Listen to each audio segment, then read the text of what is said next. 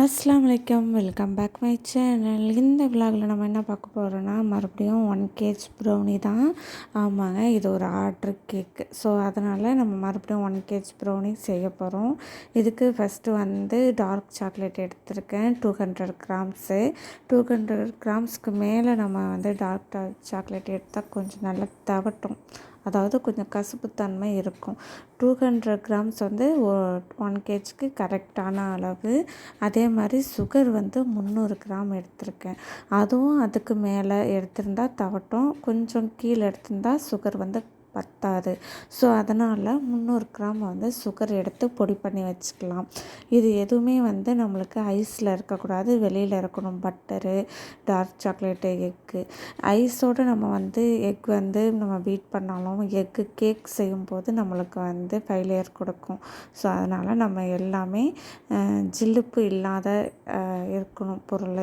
Next பார்த்திங்கன்னா மைதா வந்து 2 cup எடுத்திருக்கேன். 280 கிராம் எடுத்திருக்கேன். இது நல்லா 2 நடை சலிச்சிடலாம். இது கூட நம்ம பேக்கிங் பவுடர், பேக்கிங் சோடா எதுவுமே நம்ம வந்து சேர்க்கக்கூடாது. எதுக்காகனா நம்ம வந்து ப்ரௌனி செய்யும்போது இது ரெண்டுமே தேவைப்படாது. நம்ம வந்து கேக்கு, வெண்ணிலா கேக்கு, மற்ற கேக்கு செய்யும்போது கண்டிப்பாக ப்ரௌனி இது பேக்கிங் சோடா, பேக்கிங் பவுடர் அந்த மாதிரி கட்டாயம் சேர்க்கணும். இந்த ப்ரௌனியை பொறுத்த அளவுக்கு நம்மளுக்கு அது 2 பொருளும் தேவையில்லை.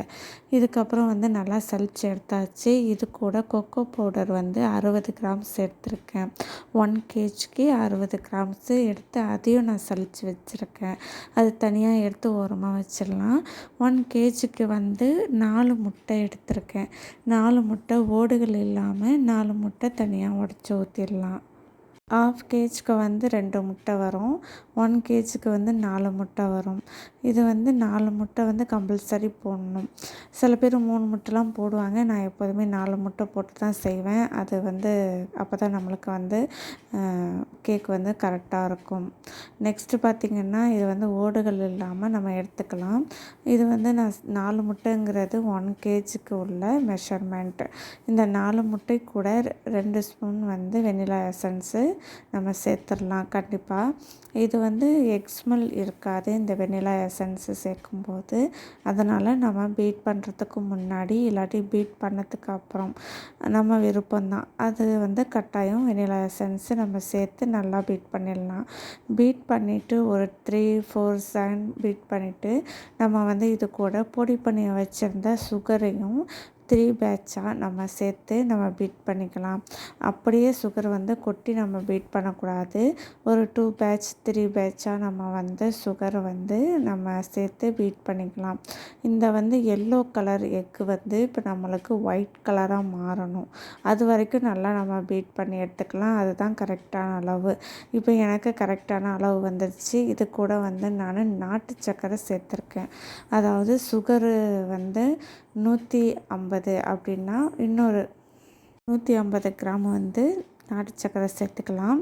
இல்லாட்டி வந்து 250 கிராம் சுகரு அப்படின்னா 50 கிராம் வந்து நாட்டு சர்க்கரை. இப்படி கூட நம்ம மைனஸ் பண்ணி இப்படி கூட நம்ம சேர்த்துக்கலாம். இன்னும் நம்மளுக்கு ப்ரௌனி வந்து நல்லா சாப்பிட்றதுக்கு நல்லா டேஸ்ட்டாக இருக்கும். ஆல்ரெடி நான் வந்து டபுள் பாயில் பண்ணி வச்சுருந்த பட்டரும் டார்க் சாக்லேட்டும் நான் வந்து இது கூட சேர்த்துக்கலாம். நல்லா ஆற விட்டு மெல்ட் பண்ணி வச்சுருக்கேன். பட்டர் வந்து நான் வந்து 200 கிராம்ஸ் சேர்த்துருக்கேன். டார்க் சாக்லேட்டு, பட்டர் ரெண்டுத்தையும் மெல்ட் பண்ணி ஆற விட்டு அதுக்கப்புறம் தான் இது கூட சேர்த்துருக்கேன். சூடாக சேர்க்கக்கூடாது. நல்லா இந்த எக்கோட நம்ம அந்த சாக்லேட்டை நல்லா கலக்கிக்கலாம். இந்த ப்ரௌனி வந்து ரொம்பவும் ஈஸி. பட் ஆனால் அதுக்கு வந்து நம்ம வந்து மெனக்கிடணும். நிறைய பொருள் வந்து சேர்க்கணுன்னு அவசியம் இல்லை. ஒரு சில பொருளை வச்சு நம்ம செஞ்சிடலாம். நம்மளுக்கு வரவை விட செலவு ஜாஸ்தி இருக்கும் இந்த ப்ரௌனி.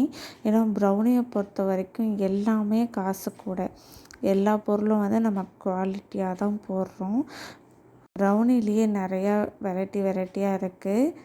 நார்மல் ப்ரௌனி இருக்குது, சாக்லேட் ப்ரௌனி இருக்குது, double chocolate brownie, triple chocolate brownie இருக்குது, நட்ஸ் ப்ரௌனி இருக்குது. நிறைய ப்ரௌனி அந்த மாதிரி சொல்லிக்கிட்டே போகலாம். பால்கோவா வச்சு அந்த மாதிரிலாம் இப்போ ப்ரௌனி நிறையா செய்கிறாங்க. அதுவும் நல்லா டேஸ்ட்டாக இருக்கும். அதெல்லாம் ரேட்டுக்கு தகுந்த மாதிரி இருக்கும். இப்போ நான் செய்கிற ப்ரௌனி வந்து ஃபஸ்ட்டு ஸ்டேஜு.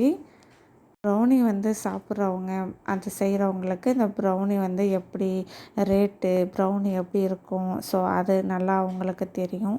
புதுசாக வந்து அவங்க வந்து பார்க்குறவங்களுக்கு கொஞ்சம் வந்து ரேட்டு பார்க்குற விதம்லாம் கொஞ்சம் டிஃப்ரெண்ட்டாக மாறுபடும். இப்போ பார்த்திங்கன்னா நான் ஃபுல்லாக வந்து மிக்ஸ் பண்ணிட்டேன், எல்லாமே போட்டாச்சு. இப்போ ஃபைனல் டச் தான். இதில் வந்து நம்ம அப்படியே வந்து டின்னில் ஊற்றி நம்ம வந்து ஓடிஜியில் வைக்கலாம். ஆனால் இதில் வந்து நான் என்ன பண்ணுவேன்னா சாக்லேட் சேர்ப்பேன். அதாவது உள்ளார அந்த மிக்சிங் உள்ளாரையும் நான் சாக்லேட் சேர்ப்பேன், ப்ளஸ் வந்து வெளியிலையும் நான் சாக்லேட் செய்வேன். இது நார்மல் ப்ரௌனிக்கு சொல்கிறேன். அந்த மாதிரி சாப்பிடும்போது இன்னும் நல்லா கிறிஸ்பியாக இருக்கும்.